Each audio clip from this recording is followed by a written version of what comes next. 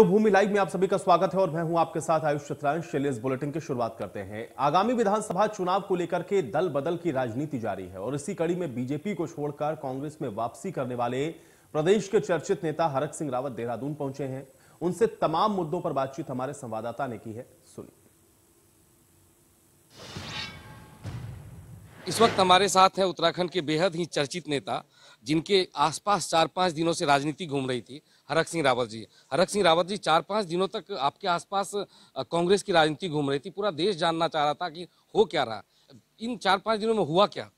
मैं तो भाजपा का भी बहुत धन्यवाद दे रहा हूँ और मीडिया का भी धन्यवाद दे रहा हूँ कि क्योंकि राजनीति में लोग कहते हैं, हमारे पुराने लोग कहते थे कि राजनीति में चर्चा पर्चा और खर्चा चलता रहना चाहिए। आप अगर चर्चा नहीं हो और देखिए आप जो कुछ करेगा नहीं उस पर कोई चर्चा ही नहीं होगी।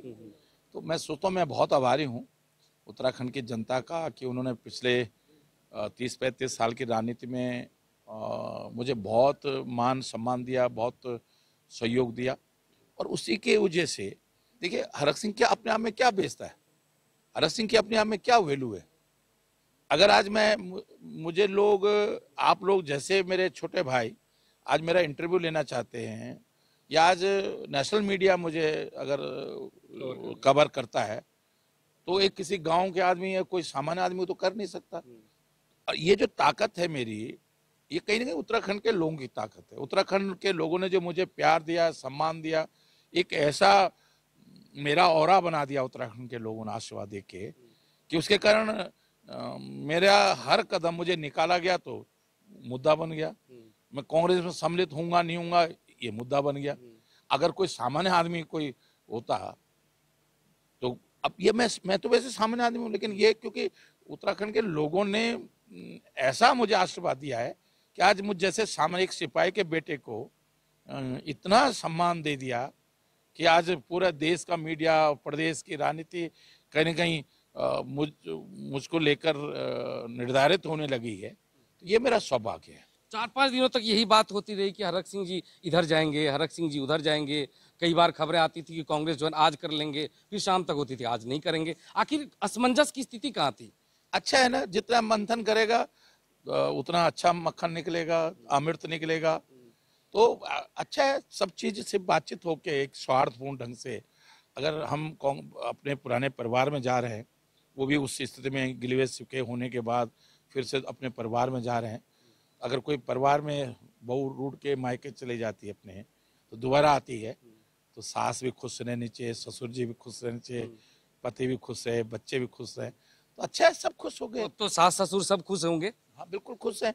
मेरे बड़े भाई भी खुश हैं, हरीश भाई भी खुश हैं, मेरे छोटे भाई गोदयाल भी खुश हैं, मेरे मित्र प्रीतम सिंह भी खुश हैं, सभी खुश हैं। हरी आपके बड़े भाई बड़े नाराज हो जाते हैं। आप जैसे ही उधर गए बड़े भाई नाराज हो गए कि छोटे भाई पहले माफी मांगे फिर हम एंट्री करवाएंगे। तो क्या बड़े भाई नहीं, दिल बड़ा नहीं करना चाहिए था उस वक्त? करा ना उन्होंने बड़ा दिल करा।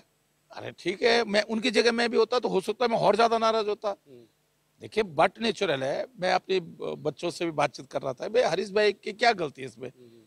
हमने इतना बड़ा निर्णय किया, विजय भगवान सब लोगों ने मिलजुल कर इतना बड़ा निर्णय किया। तो आज अगर वो नाराज हैं अगर तो उनकी नाराजगी अपनी जगह जायज है। हरक जी, आप यूपी से लेकर उत्तराखंड की एक बड़ी राजनीति आपने की है, बड़ा तजुर्बा भी है। और जब आप कांग्रेस छोड़कर बीजेपी में गए, बीजेपी छोड़कर कांग्रेस में आए, तो क्या महसूस कर रहे हैं इस वक्त? क्या महसूस कर रहे हैं? आपको ये भी कहा जाता है कि मौसम विज्ञानी है भाई हरक जी, पहले जान जाते हैं कि किस पार्टी की सरकार आने वाले हैं। तो यह अगर मैं थोड़ी देर के आपकी बात अगर वैसे तो ये ऐसा नहीं है, क्योंकि 2007 में तिवारी जी जब मुख्यमंत्री थे और ये बात सच है कि मुझे मालूम था कि तिवारी जी की सरकार, कांग्रेस सरकार नहीं आ रही, फिर भी मैं कांग्रेस में रहा। अब वो सोनिया गांधी जी मुझे विपक्ष का नेता बनाया, इसमें भी जानते हुए कि भाजपा की सरकार नहीं आ रही, मैं भाजपा में रहना चाहता था। मैं आज आपको तो दिल की बात बता रहा हूँ, मैं आज आपको मैं भाजपा ही में रहना चाह रहा था। इसलिए कि रोज रोज पार्टियां बदलना ये सब ठीक नहीं है। हालांकि मैंने 97 में बसपा ज्वाइन की, ये जानते हो कि बसपा का कोई राजनीतिक भविष्य नहीं है उत्तराखंड में, लेकिन क्योंकि मायावती उस समय इतने काम कर रही थी, जिले बना रही थी, तहसीलें बना रही थी, विकास खंड बना रही थी, तो मुझे लगा यार हरक सिंह अगर तेरी बलि चढ़ती हो, तेरी राजनीतिक हत्या होती हो और उत्तराखंड को कुछ मिल जाता हो तो मैं करने के लिए तैयार हूं। और मैंने किया। और आनंद फानंद में जैसे ही बसपा में सम्मिलित हुआ, मैंने धड़ाधड़ रुद्रप्रयाग जिला बना दिया, चंपावत जिला बना दिया, बागेश्वर। आज आप बताओ 97 से 23 साल हो गए, उत्तराखंड को 20 साल हो गए, कोई जिला बना? मैंने 7 तहसीलें, एक झटके में 7 तहसीलें बनाई।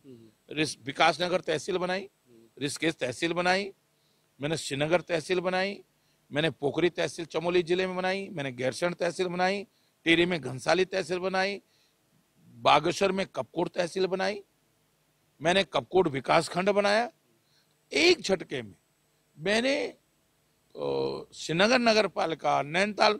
मैं उस समय, आज ना आप उस समय की प्रिंट मीडिया को उठा के देख लीजिएगा कि जब मैं नैनीताल नगर पालिका को, मैंने संजय कुमार नगर पालिका के चेयरमैन थे, मैंने इतना उसके विकास के लिए पैसा दिया कि जब मैं नैनीताल के दौरे पे गया तो उस समय प्रिंट मीडिया ने लिखा कि नैनीताल के इतिहास में किसी नेता का इतना अभूतपूर्व स्वागत कभी नहीं हुआ हो, कि सारे दलों की सीमाएं टूट गई। जब मैंने गैरसैंण तहसील का उद्घाटन करने में गैरसैंण पहुंचा था तो कम से कम 400-500 गाड़ियों का काफिला था। अभूतपूर्व स्वागत रुद्रप्रयाग में। जब रुद्रप्रयाग जिले का निर्माण करके मैं रुद्रप्रयाग गया था तो ऐसा लग रहा था कि पूरे होली आ गई हो, दीपावली आ गई हो, पूरे रुद्रप्रयाग के लोग सड़कों पे मेरे स्वागत के लिए। यही सवाल लोग कहते हैं कि हरक सिंह रावत जी डिफेंस के प्रोफेसर हैं, कूटनीति भी जानते हैं, पड़ोसी देशों को कैसे निपटना ये भी जानते हैं, लेकिन इस बार फंस कैसे गए? क्योंकि इधर से आप कह रहे हैं कि हमने बीजेपी छोड़ी नहीं, उधर से आपके निकाल दिया गया, तो ये कैसे फंस कैसे गए इस बार? अब मैं एक बहुत गूढ़ रहस्य की बात कर रहा हूँ। मैंने ये कही मैंने अपने परिवार में तो ये चीज कही, लेकिन क्योंकि आपने मेरे नब्ज को छेड़ दिया इसलिए आपसे कह रहा हूँ। कई बार ये बात सच है कि अमित शाह जी ने मुझसे कहा था कि भाई हरक सिंह, ये दोस्ती अंतिम सांस तक रहनी चाहिए, और मैंने उनसे वायदा किया था कि अंतिम सांस तक रहेगी।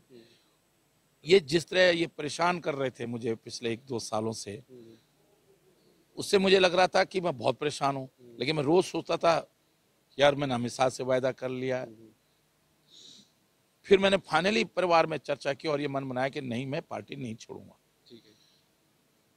मैं जब दिल्ली ग्रीन पार्क अपने घर पहुंचा, मेरे घर से फोन आया कि भाई, क्योंकि सोशल मीडिया में किसी ने चला दी थी कि मैं कांग्रेस में सम्मिलित हो सकता हूं कल, तो घर से भाई ये क्या चल रहा है, तो मैंने कहा, तो फिर फाइनली बात हो गई भाई नहीं, मैं भाजपा नहीं छोड़ूंगा। लेकिन कई बार क्या होता है कि खिलाड़ी वो अच्छा होता है कि मेरा बोझ हल्का हो गया, नहीं हुआ। मैंने वायदा भी नहीं तोड़ा, वो अमित शाह जी ने तोड़ा। लेकिन ये अच्छा हुआ कि मैं मन खिन था, लेकिन मैं वायदे को नहीं तोड़ पा रहा था। लेकिन ईश्वर ने ऐसा कुछ किया, या मैं कहूं कि खेल दूसरा खेलता है और खिलाता कोई है। तो कई बार क्या होता है कि राजनीति वो है, सही मायने में राजनीति वो है कि करना तो हम चाहते हैं लेकिन आपसे करवाएंगे।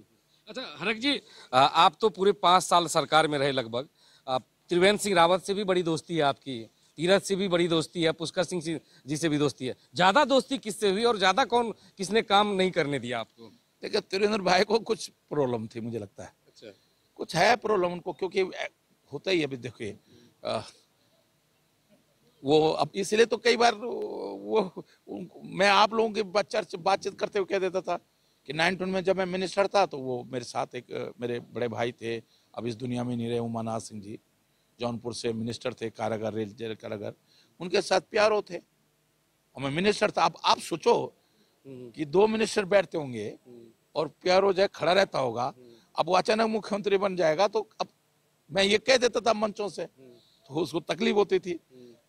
भाई मैं मंचों से कह देता था, अब सच बोलता तो मैं सच था, लेकिन सच जो है, जैसे योगी जी ने, जब मैं कोटद्वार छात्र संघ का शपथ ग्रहण समारोह में गए थे तो योगी जी ने मेरे जिंदाबाद के नारे लगाए। वो छात्र संघ का महासचिव का चुनाव लड़े थे और 4थे नंबर पे थे, तो मैं विनोद रावत को शपथ दिलाने के लिए छात्र संघ का शपथ ग्रहण समारोह में मुख्य अतिथि के रूप में गया, तो योगी जी ने खुली जिप से, मैं सिंचाई के बंगले से मेरे नारे लगाते हुए कि नारे लगा खुली जेब से मिले, जैसे इन कॉलेज के लड़के जाते ही हैं किसी मंत्री का जुलूस में लेके, ऐसे गए। तीरथ सिंह रावत जो को पूरा श्रीनगर में जानता, धन सिंह भी जानता है, सब जानते हैं कि कैसे मैंने उसको जो है छात्र संघ अध्यक्ष बनाने से लेकर कैसे उसकी मदद करी। ये पुष्कर धामी तो बिल्कुल छोटा भाई है मेरा, क्योंकि जब वो भगत सिंह कोश्यारी के साथ ओएसडी था तो भले मैं कांग्रेस सरकार मंत्री था, लेकिन वो मेरे पास आता था। और जब अभी त्रिवेंद्र रावत के समय में भी